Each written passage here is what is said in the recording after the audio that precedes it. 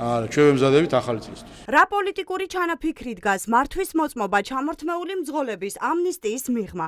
დღეს ამ კითხვაზე ქართული ოცნებისგან ჩვენ დამაჯერებელი პასუხები ვერ მივიღეთ.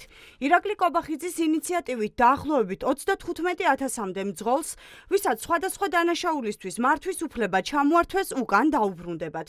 პრაქტიკა აჩვენებს, რომ ასეთ შეთავაზებებს ქართული ოცნება ან არჩევნების წინ აცხადებს, ან იმ დროს, როდესაც სახალხო უკმაყოფილება არსებობს. ამნისტია რა თქმა უნდა ეხება ყოველთვის მათ, ვინც რაღაცა დააშალა. ეს აპრიორია ჩადებულია თვითონ ამ მარშია ჩადებული. მართვის მოწმობა არ არის მხოლოდ რაღაც კერძო პირადი გადაადგილებისთვის საჭიროება, არამედ ზოგისთვის არის შემოსავლის წყარო იყო სატრანსპორტო საშუალებით სხვადასხვა საქმიანობის წარმოება. შაბათის ეთერის ინფორმაციით, შინაგან საქმეთა მინისტრის შეცვლის შემდეგ ქართულმა ოცნებამ მართვის მოწმობამ მეტადონის ჩანაცვლებითი თერაპიის არაერთ ბენეფიციარს ჩამოართვა, რაცაც შიდა ბუნტიც მოჰყვა. სწორედ ამას უკავშირდება კობახიძის გადაწყვეტილება, რომ მოწმობები მათ უკან დაუბრუნდეთ. ჩემი იქნება 28-ში და 28 წლამდე რა გამოდის, რომ წინა მინისტრმა და პრემიერმა და შინაგან საქმეთა მინისტრმა უკანონოდ მოახდინეს ადამიანებს? ამინისტია არ ნიშნავს, რომ უკანონოდ იყო. ამნისტია სწორედ იმიტომაც არის, რომ ეს ყველაფერი იყო კანონიერი.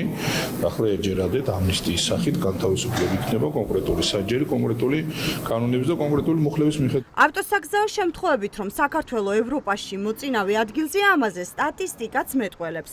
დღეს ქვეყანაში ჩამორთმეული მართვის მოწმობების ყველაზე დიდი რაოდენობა 18,000 მძღოლის საჭეს ნასვამ მდგომარეობაში მართავდა.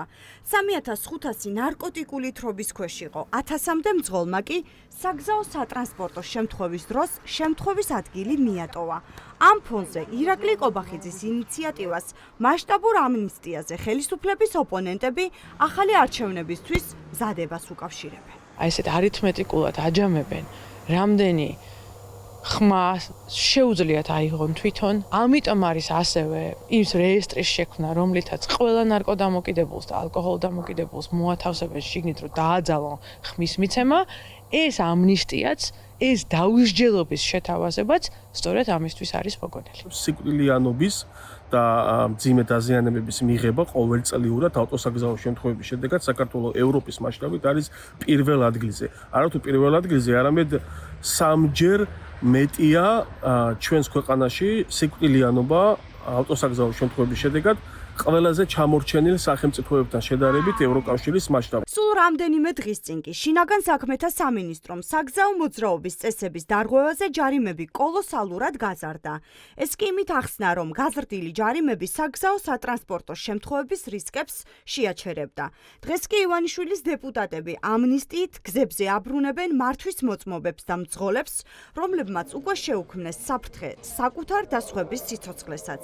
ჩნდება კითხვა, არის თუ არა გათვლილი რისკები და ვინ იღებს პასუხისმგებლობას მოსახლეობის უსაფრთხოებაზე. ეს არის პრობლემები იარაღია, ჩათვალოთ, რომ ანუ თრობაში მყოფი მძღოლი საჭესთან ნიშნავს, რომ იგივე თრობაში მყოფი გამოვარდეს ქუჩაში იარაღი და იქნებდეს ქუჩაში იარაღს, ანუ არაფერი განსხვავება არ არის. იცით შემთხვევით შეიძლება ვიღაცა დაუმიზნოს და გამოკრას და დაღუპოს ვიღაცა და ასევე საჭესთანაც შეიძლება აბსოლუტურად არაადეკვატური მოქმედება ჩაიდინოს და დაღუპოს ვიღაცა. ამნისტია ეხება მძღოლებს, ვისაც მართვის უფლების მოწმობა ჩამორთმეული აქვთ 2025 წლის 10 დეკემბრამდე მინიჭებული ქულების რაოდენობის ამოწურვის გამო. მათ ქულები ახლიდან მიენიჭებათ. ამნისტია 1 იანვრიდან თებერვლის თვის ჩათვლით ეტაპობრივად განხორციელდება.